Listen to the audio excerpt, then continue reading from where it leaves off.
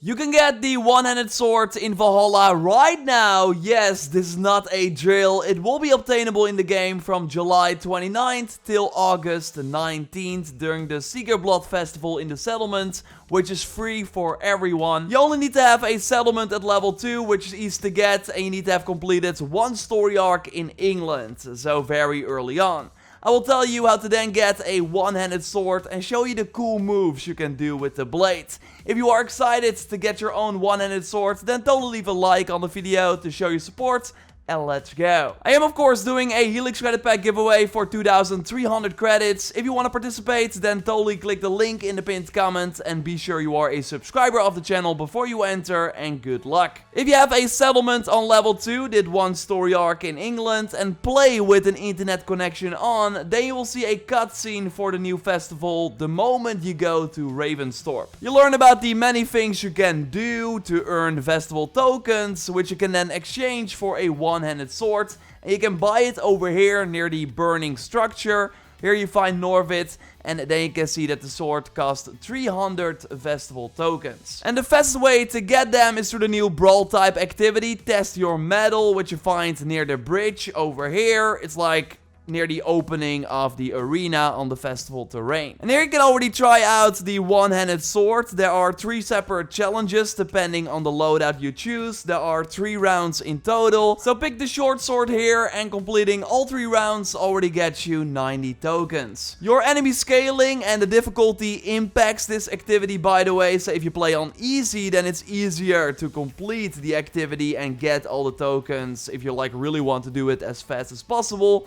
it's not that challenging though if you got the hang of it, so you can totally play on your regular difficulty settings. So then you can replay this challenge if you want 75 extra tokens per run, or you can select the other challenges, so pick another weapon type. So then you also get 90 tokens for the first time you complete each challenge, so then you just have to do one more round with the one-handed sword, for example, to get over 300 tokens, or you could just complete the short sword challenge 4 times to get enough. You can also flight against Alwyn, place a big bet with 100 tokens, then you get like 200 back if you win. I did all the festival activities during my stream, which you can watch via the link in the video description. I will put a timestamp to the flighting match if you want to know how to easily win that. So yeah, it's very easy to get enough festival tokens, and then you can buy the blade. I would then immediately upgrade it at Gunner as well, because this will namely change the look and turn it into this really cool blade with gold markings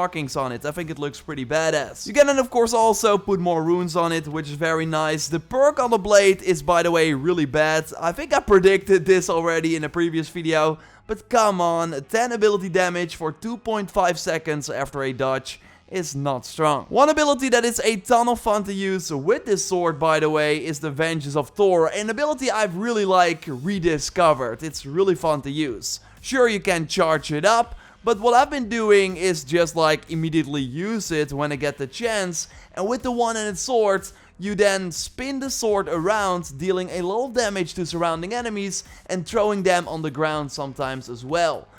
Totally use it in combination with the one-handed sword. Let's take a step back and look at the regular combos with this weapon. The light combo of the weapon has 5 hits with a nice step at the end. And the heavy attack combo is 3 strikes with a cool overhead slash to finish it off. But this of course consumes a lot of stamina. And just like with other weapons, you can also chain the light and heavy attack combo by just doing 2 light attacks and then ending it with the overhead slash of the heavy attack combo. So that's the fastest way to reach a finisher, and there are, for example, perk effects that trigger on a finisher. What I overall love about the one-handed sword is how fast it is and how you can very easily in that Seeker Blood arena, for example, just stun lock an enemy if you time the combos right. Again, the heavy hits cost stamina, but you get stamina back with the regular light attacks. So just do a ton of light attacks and switch it off with a heavy attack here and there to create a very deadly combo, and the enemy is unable to do anything back. And maybe if you already played around with the sword, you know that just swinging the blade around and hitting the enemy feels really good. But it of course also has an offhand attack, the left hand attack, so you have to use the dual swap skill to get the weapon in your left hand. Then hold the parry button to prepare this killer combo where you do multiple slashes in rapid succession. Yes, easily killing multiple enemies or even strong enemies with a few hits. And I can already imagine that when we are able to dual wield swords, thanks to the extra swords we get in the Siege of Paris DLC, that this attack is going to be even more powerful. I really can't wait. I think the sprint attack is also really fun, kind of similar to the dagger, but you turn to the other side and can very nicely open the enemy up for a nice follow-up combo. And you can even hit multiple enemies when they stand close to each other and then finish one off. You of course need to have the sprint attack skill unlocked to be able to do this. Another attack I want to highlight is the jump from high places. With the one-handed sword, Eivor puts the sword down and they can drop on an enemy and kill them, for example. Really nice, and the Fearless Leaper skill gives you the glow as well if you want. And you can make some pictures with this too, like it looks pretty awesome. Of course, let me know what you think of the one-handed sword, if you found some cool combos I did not talk about here, or other tactics with the new blade. Totally drop it down in the comments down below. Subscribe for way more Valhalla videos about the festival, the Siege of Paris, and way more stuff that I got planned. And by the way, also uploading some festival tips on my second channel and raw one-handed sword footage. I will be linking to that second channel in the pinned comment. A like on this video would really help me out. Totally check out my previous video if you haven't already on new items and the Charlemagne pack. And the bug I noted in that video at the start should be fixed now, by the way. You can watch that video by clicking on the screen, or I will link to it at the end of our photo mode showcase. You can of course send in your shots to the JorRaptor hashtag on Twitter, or by going to the dedicated pictures channel on my Discord. And you can join the Discord via the link in the pinned comment. Be sure you accept the rules, and then you are able to post. Okay, Joyce, come in. You're, of course, the photo mode expert here on the channel. We don't have any festival screenshots yet, but totally make them and send them our way. We would love to highlight them in a future video, but we already got some cool pictures right now, right? Yes, so let's start with Ibank over on Discord, who's making its return to the photo mode reel with our knight in shiny round table armor. Eivor is going in for the kill and looks like he found a buddy in the form of a deer. I mean, look at how aggressive the horns are, like stuck out, ready to yeet an enemy off its feet.